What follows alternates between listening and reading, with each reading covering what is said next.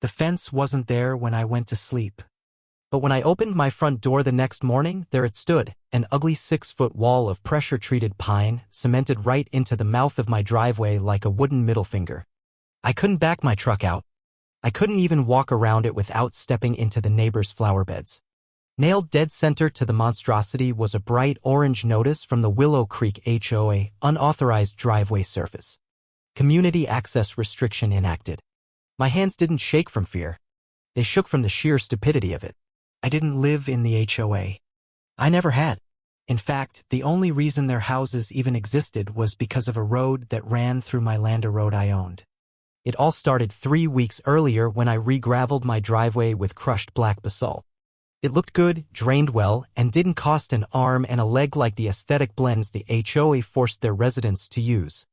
But I wasn't one of their residents. My property bordered the community, sure, but I had never signed any agreement, covenant, or contract with their association. I was just the unlucky soul whose land their suburban sprawl had wrapped around like a parasite on an oak tree. And now they thought they could fence me in. At first, I thought it had to be a mistake, maybe some rogue neighbor misread the plat map. So I walked across the lawn to the HOA clubhouse and found her. Meredith Caldwell. That wasn't her real name, but it may as well have been. She stood there in a pastel pantsuit, clipboard in hand, and a travel mug that read Queen of the Cul-de-sac. She didn't look surprised to see me. If anything, she looked smug. "Good morning," I said, keeping polite. "There's a fence blocking my driveway. Know anything about that?" "Oh yes," Meredith chirped. "You were warned in writing 3 violations: non-compliant gravel, insufficient edging, and visual disruption. The board voted to erect a barrier." "You voted to wall me into my own home?" I asked, blinking. She smiled. "We take aesthetics seriously. Your driveway intersects our visual corridor. That makes you subject to secondary compliance." "That's not a thing," I said flatly. "It is now." I left before I said something I'd regret. Instead, I called the county sheriff.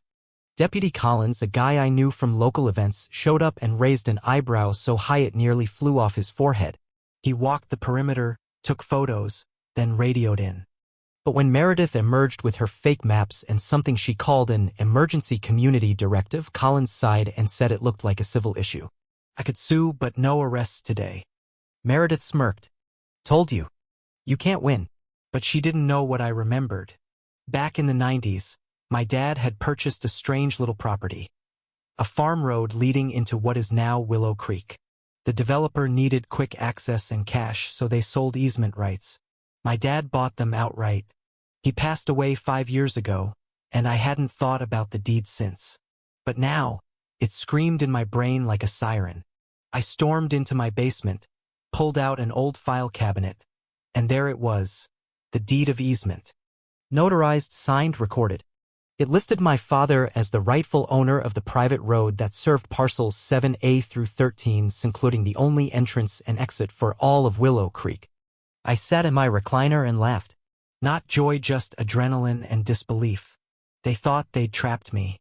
But they just cut themselves off from the world. The next day, I filed a formal cease and desist letter. Installed cameras. Put up signs.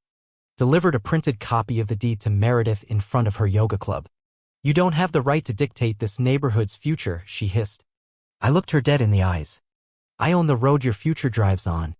Her mouth opened, but nothing came out. For the next few days, silence reigned. The sprinklers clicked, the joggers jogged, and Meredith stayed hidden.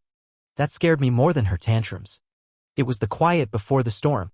My lawyer, Danielle Park, was relentless. She called it a kingdom built on your driveway.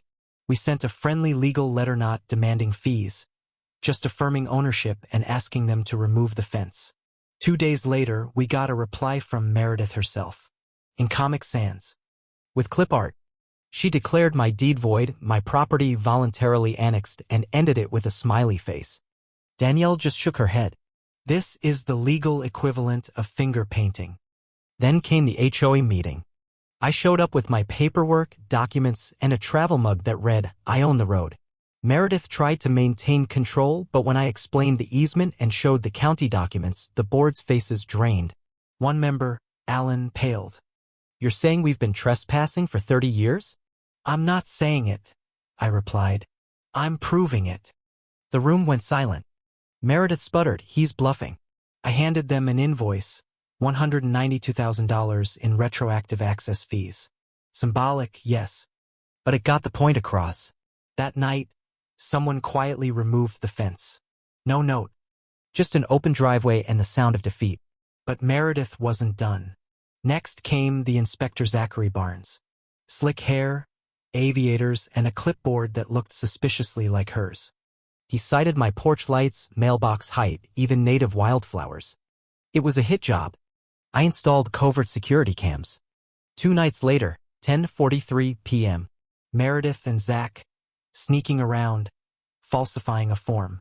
Danielle sent the footage to the local news. The next morning, headline, HOA president and county official caught in midnight inspection scam. Boom.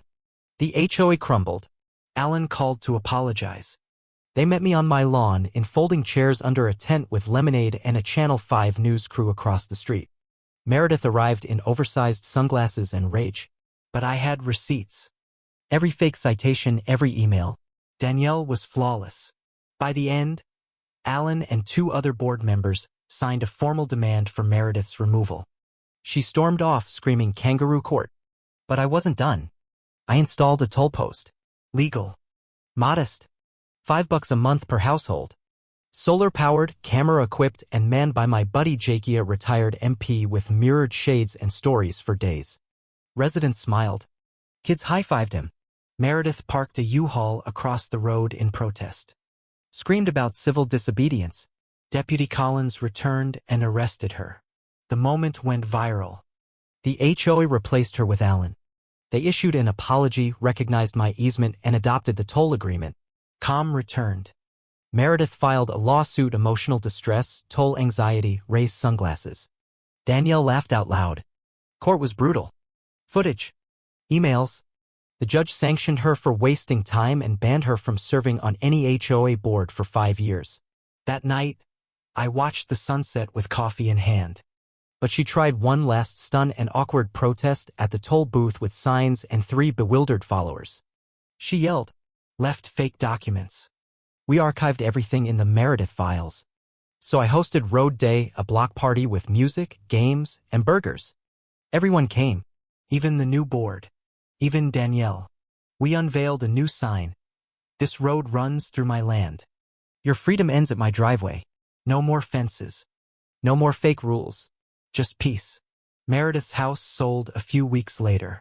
A young couple with 3 kids moved in and brought brownies. They asked about the Marine toll booth story.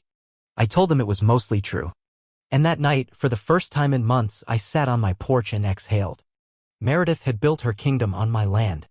She didn't realize the war was already lost the day she picked a fight with the guy who owned the road. And that's the truth she'll never forget.